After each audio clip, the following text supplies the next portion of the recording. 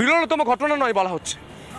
দেশের আইন বড়, টাকা বড়, না আমাদের ডক্টর বড় আছে? আমি এই কোশ্চেনটা তুলবো before the state government and the central government.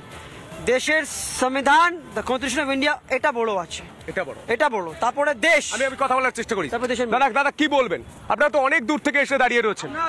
যাবজ্জীবন কারাদণ্ড না, আমাদের হাতে তুলে দিতে বলুন, আমরাই তাহলে দেখিয়ে দেবো। না, বিচার ব্যবস্থা তো রয়েছে একটা দেশে। আমরা বলছি যে যাবজ্জীবন কারাদণ্ড না, যাবজ্জীবন আমরা হসপিটালে পাঠিয়ে দিতাম, এটাই বলছি। আমরা ন্যায়ের উপর সবসময় বিশ্বাস রাখি, কিন্তু না, কম দিয়েছে। এটা কি বলবো স্যার, আমি বলছি যে এর পরে যে ধর্ষণের এবং মৃত্যু 4টে ফাঁসি সাজা হলো, এটা কেন হলো না? প্রশ্ন তো থাকতেই পারে। এই মুহূর্তে আরো কথা বলার চেষ্টা করবো যারা রয়েছে।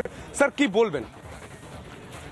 नहीं, ऐसा जो इतना टाइम लेने के बाद भी अगर देखा जाए तो जो जजमेंट दिया गया है वो बिल्कुल अनफेयर है सर।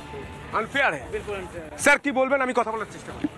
এই পরিস্থিতিতে এই আজকে যে জাজমেন্ট হয়েছে এটা খুব ব্যালেন্সড এবং ন্যায্য জাজমেন্ট হয়েছে, কারণ ইনভেস্টিগেশন এখনো কমপ্লিট হয়নি। সেই ইনভেস্টিগেশন ইনকমপ্লিট থাকা অবস্থাতে একজনকে ফাঁসির সাজা দেওয়া যায় না। কিন্তু শব্দ চয়ন নিয়ে প্রত্যেকের অসুবিধা হচ্ছে, এটা বিরলতম ঘটনা নয়, এই কথা কেন বলেন? এটা এখন দেখুন, সিবিআই যেভাবে তদন্ত করে যা ইনগ্রেডিয়েন্টস বিচারকের সামনে রেখেছেন তাতে উনি জাজমেন্ট দিয়েছেন। কিন্তু সিবিআই এর আইনজীবী সরাসরি সুপ্রিম কোর্টে বলেছিলেন যে তথ্য প্রমাণ লোপাট হয়েছে। হ্যাঁ, লোপাট হয়েছে, কিন্তু সেটা তো সিবিআই যেমন বলেছে, কিন্তু সেটা তো হাতে কলমে প্রমাণ দেয়নি। এখন দেখুন, বিচারক যত ভালোই রান্না করুন না কেন, আমি যদি খিচুড়ির উপাদান দিই, সে কোনোদিনই বিরিয়ানি রান্না করতে পারবেন না। স্যার কি বলবেন? আমরা যেটা দেখতে পাচ্ছি যে সাধারণ মানুষ তারা বলছেন যে এটা বিরলের মধ্যে বিরলতম ঘটনা, কারণ কোনো মানুষ তার যত বয়সী হোক না কেন, কেউ বলছেন আমার 35 বছর বয়সের জীবনে দেখতে পাইনি, কেউ বলছেন যে আমার অনেক বার্ধক্য পেরিয়ে গেলাম, তাও এই ধরনের ঘটনা কখনো শুনিনি, না দেখেছি, না কখনো কোনো অন্য দেশে হয়েছে বলে শুনেছি। সেই জায়গা থেকে এখানে যারা এখানে এই শিয়ালদা আদালত থেকে যারা মৌলালি পর্যন্ত মিছিল করলেন অভয়া মঞ্চে তরফ থেকে, আজ এই মুহূর্তে সেই মিছিলটা বন্ধ হয়েছে, কিন্তু এখানে যারা যাতায়াত করছেন তারাও তো সাধারণ মানুষ।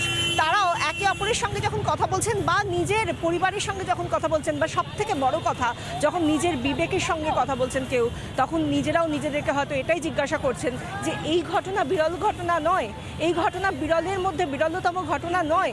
এই ঘটনা যদি এর পরেও সাধারণ ঘটনা হিসেবে বিবেচ্য হয়, তাহলে কোনো অপরাধীর কাছে কি এটা একটা তুরুপের তাস হয়ে যাবে না?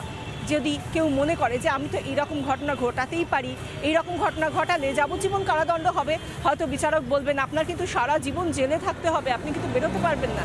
এরপরেও বলা হবে আপনার জন্য উচ্চতর আদালতের দরজাটা খোলা। তাহলে কোনো অপরাধীর কাছে বা অপরাধ প্রবণ মানসিকতা রয়েছে, অপরাধ প্রবণতা রয়েছে, এরকম কোনো মানুষের কাছে কি বার্তা যায়? বিচার ব্যবস্থা সিস্টেমের যেটা শেষ দরজা, সেই দরজায় গিয়ে আমরা খটখটাই, সেখান থেকে আমরা কোন বার্তা পেলাম? এই প্রশ্নটা রেখেই একটা বিরতিতে যাচ্ছি। বিরতির পর অন্যান্য অবশ্যই খবর নিয়ে আসছি এবং আমাদের হচ্ছেটাকে নিয়েই ফিরছি, সঙ্গে থাকুন।